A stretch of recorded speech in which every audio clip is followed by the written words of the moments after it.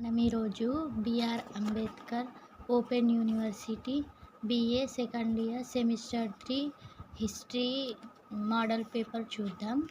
History marks 100కు ఉంటుంది. Minimum marks 40. Section A, actually ఇక్కడ సెక్షన్ ఏ ఉండాలి, సెక్షన్ బి పడ్డది, సెక్షన్ బి ఇక్కడ ఉంది. సెక్షన్ ఏ 10 క్వశ్చన్స్ ఉంటాయి. First question, discuss the achievement of Babur after the Battle of Panipat. Second, write about the revenue reforms of Sher Shah. Third, Dara Sukhov. Fourth, Taj Mahal. Fifth, military organization under Shivaji. Sixth, Rajaram. 7.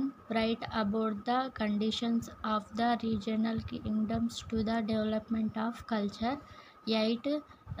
Robert Clive. 9. Jyotirao Phule. 10. Jhansi Lakshmibai. 10 క్వశ్చన్స్లో మనం 5 questions రాయాలి. ఇప్పుడు section B చూద్దాం. Section B 11A, describe the factors that led to the fall of Humayun. Or B, explain the brief the Deccan policy of Aurangzeb. ఈ రెండింట్లో ఏదైనా ఒకటి రాయాలి. అలాగే 12, 13, 14, 15 దాంట్లో కూడా ఏవైనా ఆప్షన్స్లో ఏదైనా ఒకటి రాయాలి. ఇప్పుడు 12th క్వశ్చన్ చూద్దాం. ఏ write a note on Mughal center administration.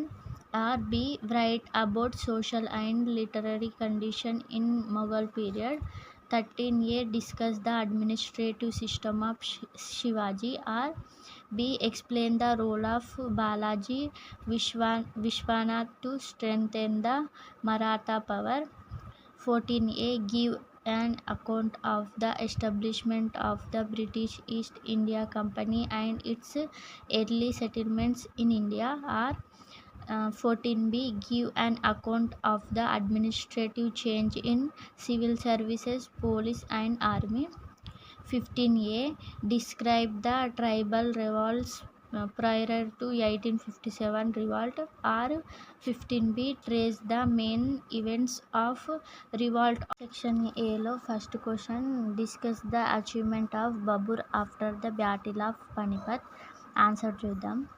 After the battle of Panipat, Babur fought 3 more wars. They were Battle of Kanwaha in 1527 CE, Battle of Chanderi in 1528 CE, Battle of Gagra in 1529 CE, and extended his empire in India. First, Battle of Kanau. The Battle of Kanau was fought between Babur and Rana Sangrama Singh of Mewar in 1527. Several Rajput chiefs and some Afghan chiefs also joined him. The Rana attacked Babur with a vast army.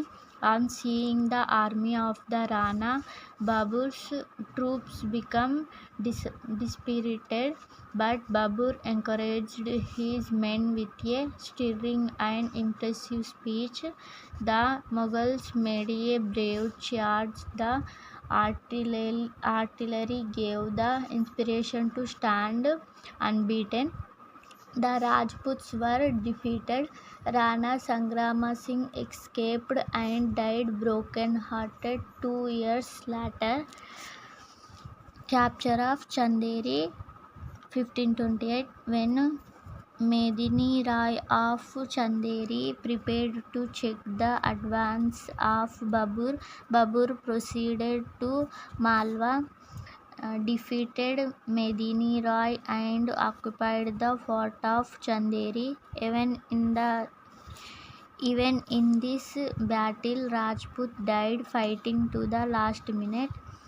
Battle of Gagra, May 6, 1529. In the meanwhile, the Afghans, under the leadership of Muhammad Lodi, brother of Ibrahim Lodi, and Nasrat Shah of Bengal, threatened Babur. Then Babur proceeded to Bihar and defeated the Afghan chief in the Battle of Gagra. After the battle, Nazarat Shah concluded a peace treaty with Babur by accepting his overlordship extent of the empire. By these victories, Babur became the unquestioned ruler of North India, and his domination was extended from Oxus to Gagra and from the Himalaya to Gwalior and Chanderi. Question: write about the revenue reforms of Sher Shah. Answer: revenue reforms of Sher Shah. First, Sher Shah's fame mainly rested upon his land revenue reforms. The important features of his revenue system were measurement, classification, and assessment. The land under cultivation was divided into three classes. They were based on the fertility of the soil. They were classified as good, middle, and bad. Second, in his land revenue system, the land was properly and carefully surveyed. After surveying, the state share was fixed.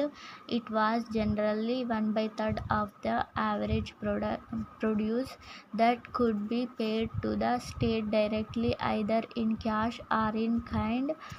This system was intended to avoid intermediaries in tax collection. Thus, he laid the foundation. Raitwari settlement in India. Officers were instructed to be lenient at the time of assignment. At the same time, they should be strict at the time of collection. Third, Sher Shah recognized the property right of the cultivation. Accordingly, pattas were given to the royals. Every royal had to sign a cabinet, which was a deed of agreement. It signed his consent to pay the dues to the state. Soldiers were strictly ordered not to destroy the crops at the time of military campaigns. Loans were granted to the cultivators in times of famine. Remission were made in case of damage to the crops. For Sher Shah's revenue reforms not only increased the income of the state but protected the rights of the royals. With some modification and improvements, Akbar attained fame by introducing this system under the Bandobast system. Next question: Dara Shikoh was the most enlightened Mughal prince. He was the eldest son of Shah Jahan. Through he was appointed as the governor of Punjab, but he used to stay with his father at Agra, assisting him in the administration of the state. Shah Jahan had a great liking for him than the other sons. He was a philosopher and a great scholar. He got the Upanishads, Bhagavad Gita, etc., translated into Persia.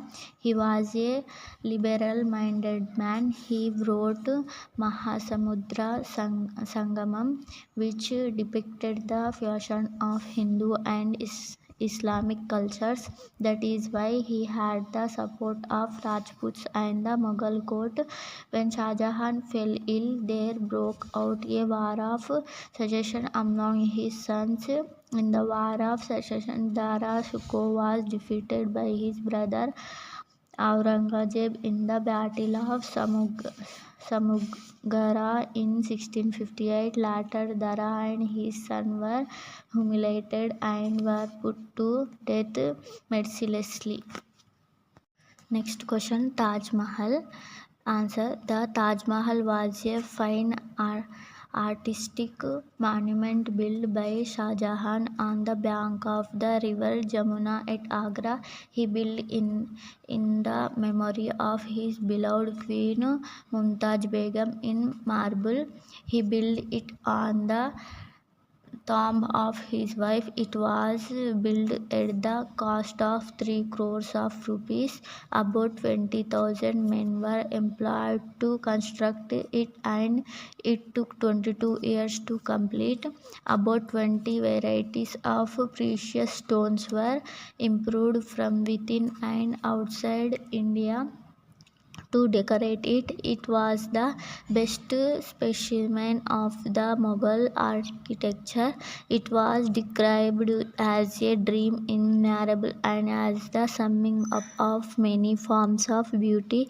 It was an unique structure attracting tourists of the world. Shah Jahan was also buried in this tomb. Because of its magnificence, it was regarded by some as one of the wonder of the world.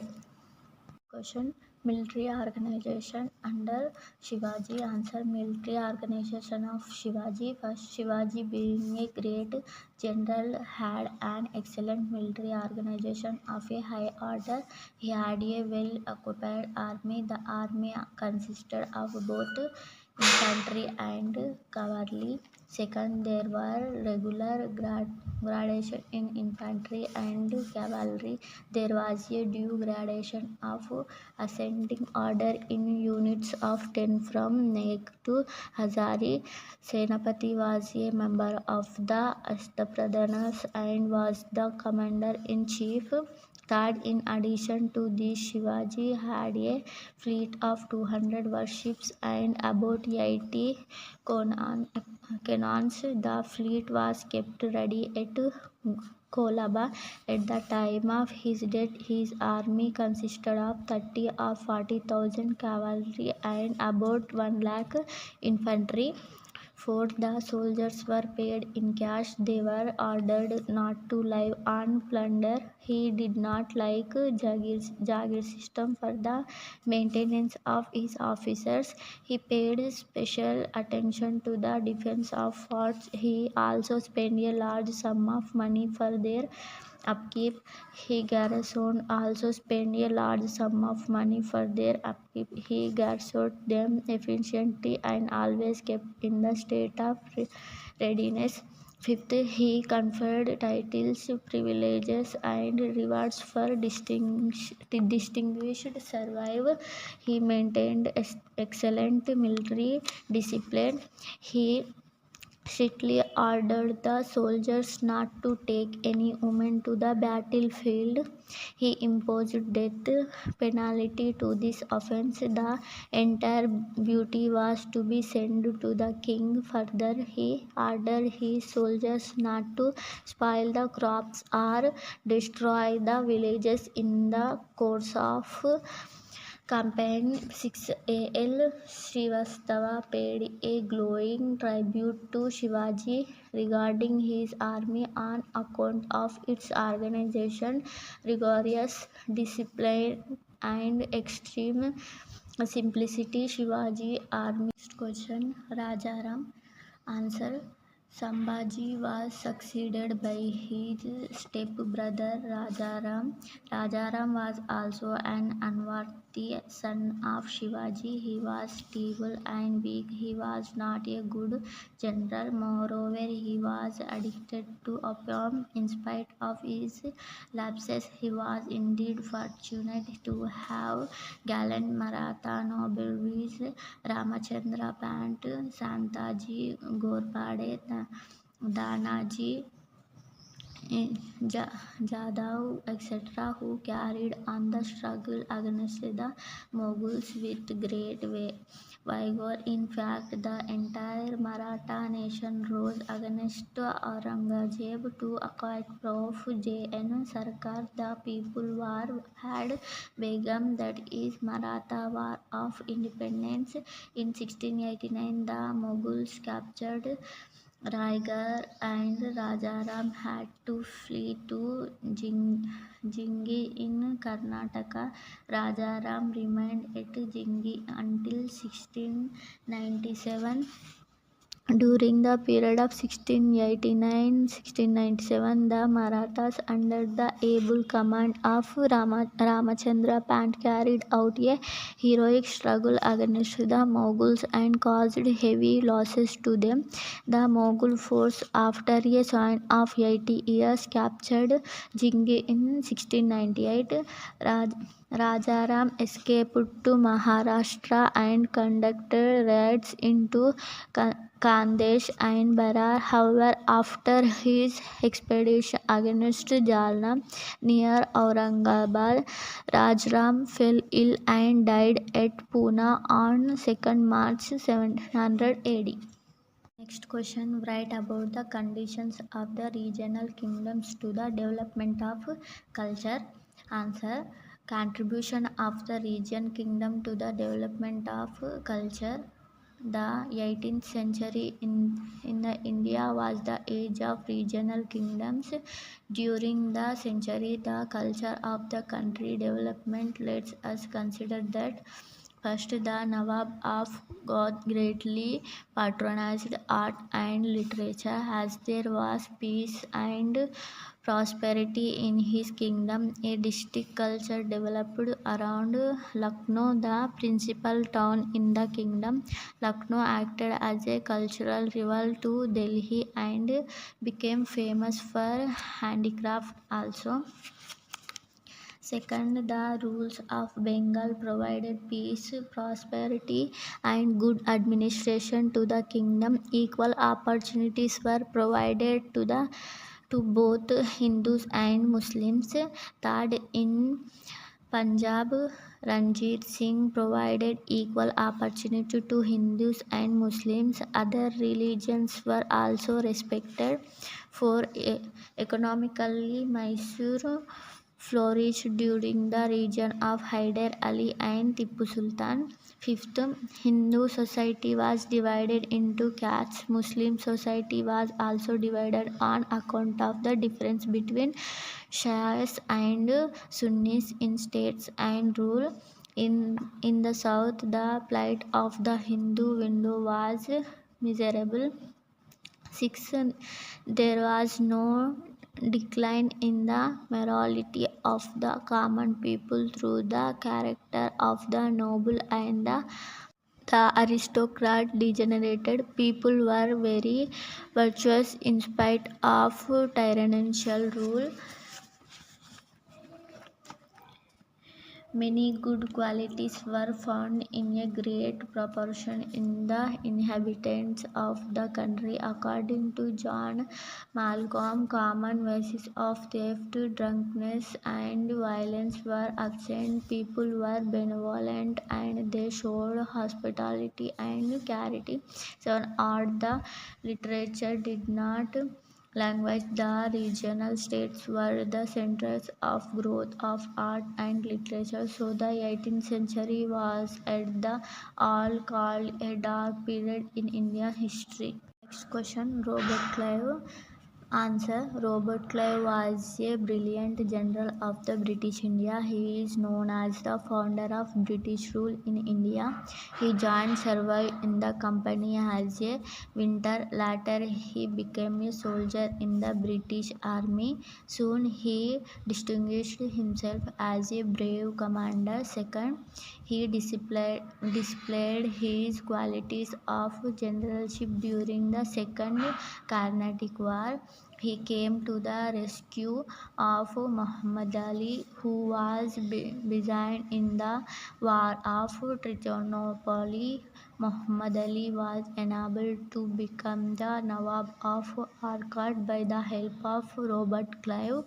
3. The next achievement of Robert Clive was in Bengal. He recovered Calcutta from the hands of Siraj ud Dula of Bengal. Later he defeated and killed Siraj and enthroned Mir Jafar in the Battle of Fezai 1757 as the governor of Calcutta from 1757 to 1760. Clive showed his talent for administration, for Clive left for England in 1760, but he came back to India in 1765. Soon after coming, he signed the Treaty of Allahabad, by which the British got Diwani rights in Bengal, Bihar, and Orissa.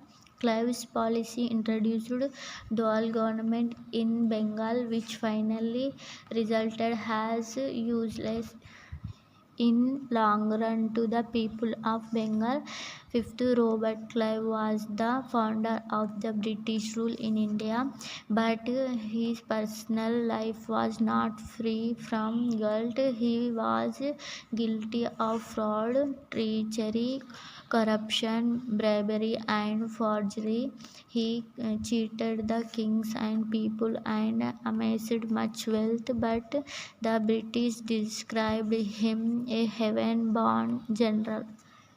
Question: Jyotirao Phule. Answer: Jyotiba Phule, 1827-1890, was one of the reform leader of Maharashtra. Second, he worked for the emancipation of women. He also worked for the upliftment of the downtrodden. So he worked for the removal of untouchability and welfare of the Harijans. Third, he was the first among the leaders of Maharashtra to take up the problems of the untouchable. Hence, he became a torchbearer to the future reformer of Maharashtra, who took up reform measures to eradicate untouchability. For he established a school for the low caste female at Pune. Thus, he championed the cause of women's education in Maharashtra. He advocated for the remarriage of widows. He wrote several books thus subjected so as to enlighten the public. Fifth, in order to implement his views, he established a Samaj called Satya Shodhak Samaj and founded the Dinabandha Sarvajanika Sabha in 1884. Thus, Jyotiba Phule made good efforts in order to eradicate untouchability.